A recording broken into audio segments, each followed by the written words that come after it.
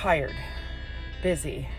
How's your life going? It's the same thing for you. I've just gotten off of 2 weeks of very disrupted sleep.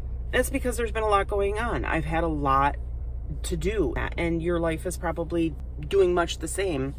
Just pure exhaustion, busy at work, annual review time, audit time.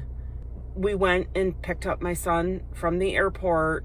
Stuff got messed up with his flight. Like, he's now back from Germany after a year and a week. In Germany, he's back in the US. We had one night with him, and today my husband brings him back to university.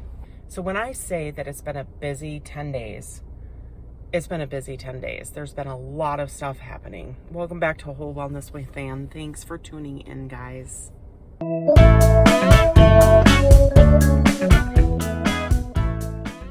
So one thing I want to tell you right off the bat is that this is probably going to be a segmented vlog today, because I doubt that I'm going to have enough time to catch you up on things in this one little drive commuting to work. I've got a bug in my car I need to get out. Bear with me just 1 second. Get out. Oh, that thing cooperated well.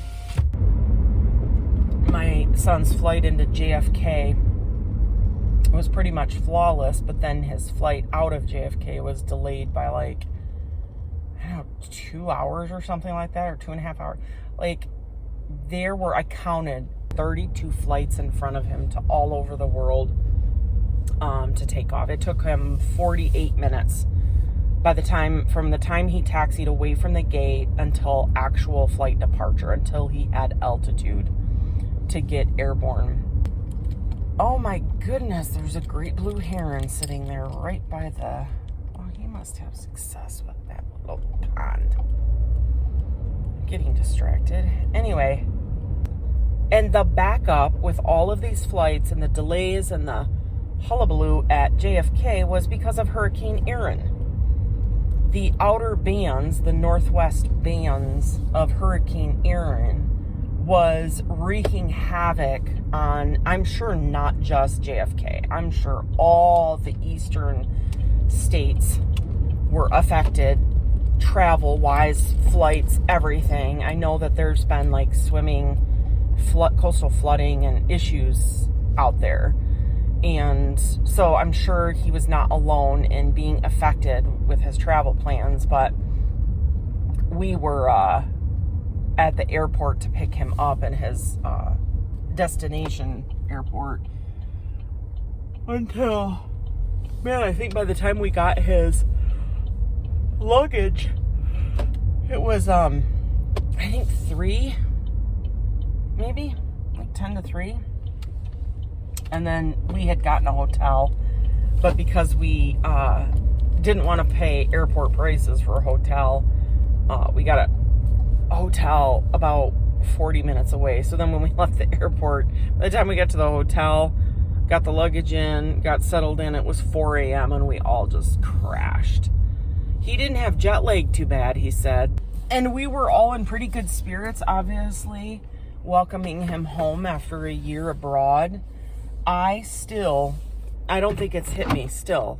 I don't understand why I have not shed more tears. I gave him a big hug. I'm so excited to have him back.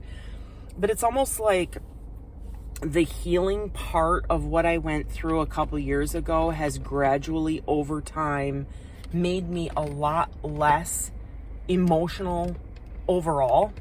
And I know we've talked about the emotional reactivity and stuff like that with regards to healing, but I had no idea that not only am I reacting less emotionally charged in stressful situations, not always, but trying to get better at that, but I'm also not reacting too emotional in other situations. My sons and my husband know me to be an emotional person and very sensitive and compassionate and stuff like that.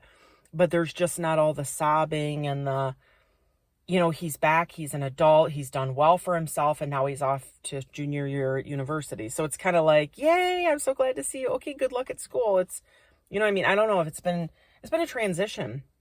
And it's funny because I think back to when he first left for school and I was like a basket case, worried, and But it's all this gradual, you just kind of let him fly.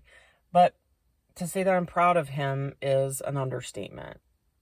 But enough about that random stuff. I am going to do a follow-up segment because I wanted to talk to you about the stress that I've been dealing with and the lack of sleep. It's important to me to share this information because I've been living it the last couple of weeks. So I'm going to do another segment and I'm going to piggyback it on this video. Okay, so I'm back to finish up what I started this morning to talk to you guys about how busy I've been and the stress that I've been trying to manage. And this is the principal point I wanted to make in the video, is that in summertime, because of my art business and wanting to try to create enough art to keep up with the number of shows so I have enough pieces to display and sell. Also, it's season for the full-time job I have. It's the busiest time of year, like a CPA firm would have, like January, February, March be their season. For us, it's June, July, and August. Plus, with my older son being overseas all of last year, like the last couple of weeks for me has been tremendously busy. A couple of things that have been driving me nuts and also stressing me out is I haven't been to the gym. I haven't been able to commit to a steady workout routine. That being said, I have been able to walk and get out on my bike, and those are priorities for me in the season. So I have moved the gym commitments and weight routines and stuff down the list of priorities, because in the middle of winter I can go to the gym, but I can't get outside. And this time of year, I love being outside, and it's my therapy, it's my quiet time, it's my physical exercise, it's my spiritual quiet time. It's therapy for me. If I don't do it, if I don't make it a priority, which in July especially, I fell really far behind and I really missed it. I was so exhausted because I was so busy. I still have yet to be to the beach to actually swim and have a picnic and stuff like that and make that a priority. In another week, I have a long weekend, and that will be a priority for me and my husband and our younger son. I've been struggling with whether or not I would like to leave my current place of employment, because now that my older son has graduated from high school and is for the most part on his own, my husband and I have options as far as where we want to go and what we want to do. When our younger son is really open and flexible, and he's homeschooled. So given that we will be out from under the debt of home ownership in a very short period of time, we kind of have some financial independence too. And we hate winters. Winters are, in fact, we don't even hate winter. It's just that where we live, winter's too long. It's like 4 to 6 months. I can handle a little bit of winter, like 1 to 2 months, and then I'm maxed. I'm tapped. I want to get out on my bike. And I see that my husband is sending me texts now. So I'm going to have to finish this vlog up by simply saying, it's been busy. The stress has been high. I have not been sleeping well. But I've been working hard at managing my stress, and I have found that through meditation and prayer and focusing on, spending some time venting about my frustrations and what's bothering me, managing my emotions, and making sure that I spend time focusing on what the problem is, and then whether I have any control over it, making sure I identify what the real problem is, because I have found that a lot of my stress is through stuff that I can't control. And then once I go through that thought process and realize how ridiculous it is that I'm stressing about stuff that I can't control, and the reality and the logic behind that, that has been very helpful. Number two, once I identify what the problem is, figuring out whether I can control it, and if I have any control over the situation, actually putting something into action to help myself. And then number three, realizing that a lot of stressors that I carry are things that focus on what might be. And since I can't control what might be, and also other people's expectations. So like overworking and overachieving and reaching for validation that is unreasonable because I have something to prove, or I feel like I have something to prove, which stems from my childhood and never feeling like enough, feeling good enough from the validation I was missing out from my mom and my dad.